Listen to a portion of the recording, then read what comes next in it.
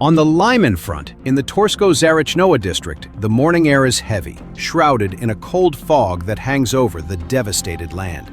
Beyond the expansive ruins and the fading forest, life seems to have come to a standstill.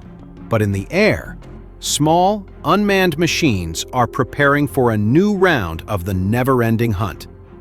At a hidden outpost on the front line, attack drone operators from the 63rd Separate Mechanized Brigade's Unmanned Systems Battalion work in almost ritualistic silence.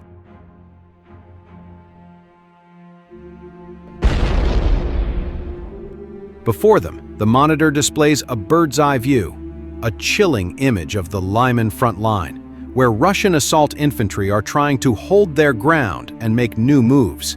Targets moving at the edge of the forest, 4 individuals carrying ammunition, whispers one of the operators, his eyes glued to the screen. His fingers move quickly, guiding the FPV drone along a calculated trajectory with military precision.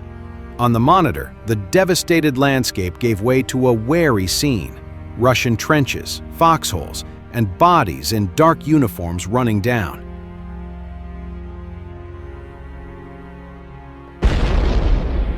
Seconds later, the drone dove sharply, locking onto its target. The small engine roared, the air vibrated, but in a flash, a white screen of explosions appeared, and then, darkness. The faint voice from the operator's headset sounded flat, and the target was destroyed. The attack didn't stop there. Within hours, another attack drone took off from the launch point, flying low over the Zarichne line, hunting enemy groups attempting to move in light vehicles. They became silhouettes under the sharp eyes of the thermal cameras. There was nowhere to hide from these electronic hunters.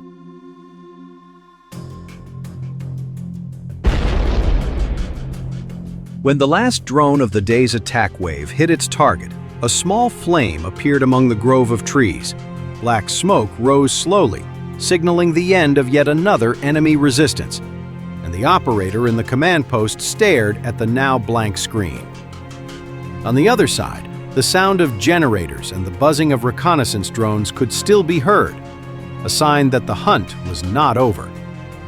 A commander from the UAV unit, in his brief report, called the operation a stark example of how unmanned technology is changing the balance of power on the modern battlefield.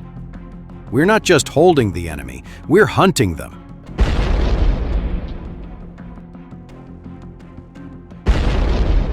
Ahead of Lyman, the Russian defense line continued to erode. Micro-air superiority, once taken for granted, now a razor-sharp knife, cutting through the enemy's logistics, morale, and tactics. The young operators of the 63rd Brigade, most in their 20s, worked shifts day and night. Without epaulets on their uniforms, they were the face of a new war, one guided by screens, but its impact felt real on the ground. The fog descended again that afternoon, and in the distance, only the faint sound of drones still hovered overhead. And beneath the gloomy skies of Lyman, the hunters of the Ukrainian skies continued to carry out their mission, relentlessly, mercilessly.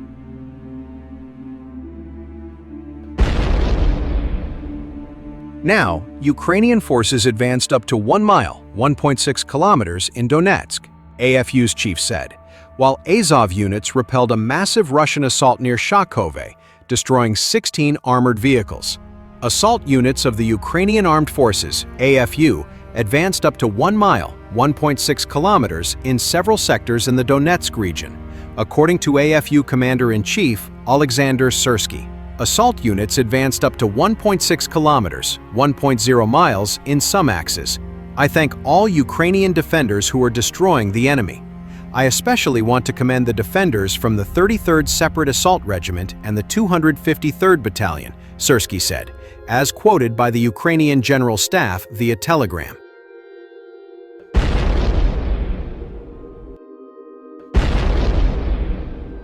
Despite repeated failed attempts by Russian forces to push forward, Ukrainian soldiers conducted search and elimination operations over 3.4 square kilometers, 1.3 square miles, in the Pokrovsk district of the Donetsk region in the past day.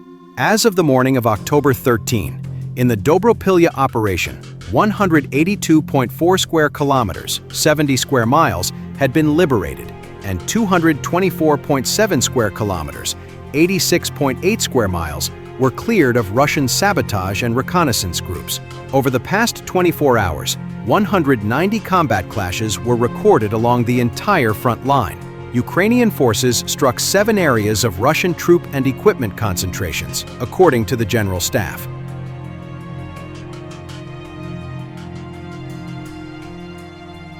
In the Dobropilya sector, Ukrainian defenders repelled another massive Russian attack in an attempt to take the village of Shakhove. According to the press service of the 1st Corps of the Azov National Guard, Russia launched an assault using 16 armored vehicles, including infantry fighting vehicles, multi-purpose light armored tractors, and tanks. Russian troops attempted to break through AFU defenses toward Mirnohrad and Razin, focusing their main effort on capturing the village of Shakhove.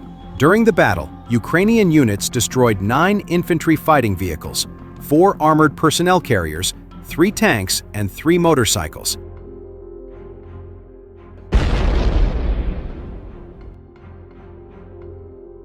Russian permanent losses amounted to 78 soldiers, and Azov reported that Russian forces again employed their usual tactics.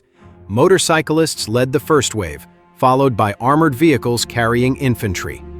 Using electronic warfare systems to suppress Ukrainian drones, Russian troops tried to move infantry into settlements to establish footholds, but the assault was completely thwarted thanks to pre-mined territory and coordinated actions of artillery, National Guard units, unmanned systems, and other AFU forces. In September, Ukrainian forces seized the initiative in the Dobropilya sector and launched a counteroffensive.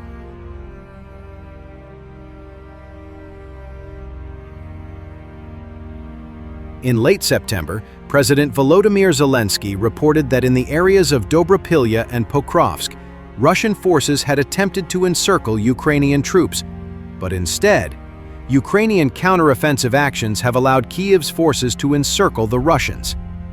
"We understand that Russia will now transfer personnel there to try to hold their positions," Zelensky said. He added that Moscow has already deployed Russia's 61st Marine Brigade to the area in an attempt to stop Ukraine's advance. On September 23, Zelensky told U.S. President Donald Trump in New York that Ukrainian soldiers had managed to surround 1,000 Russian troops during the operation.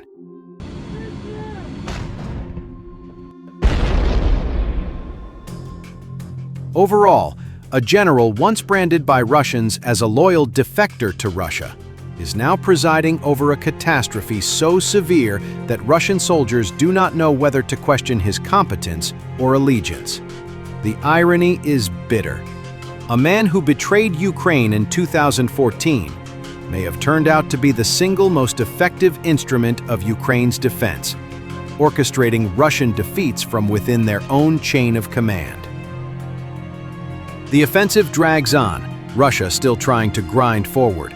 But as casualties mount, speculation only grows that General Storozhenko is either one of the most incompetent commanders Russia has, or Ukraine's most successful.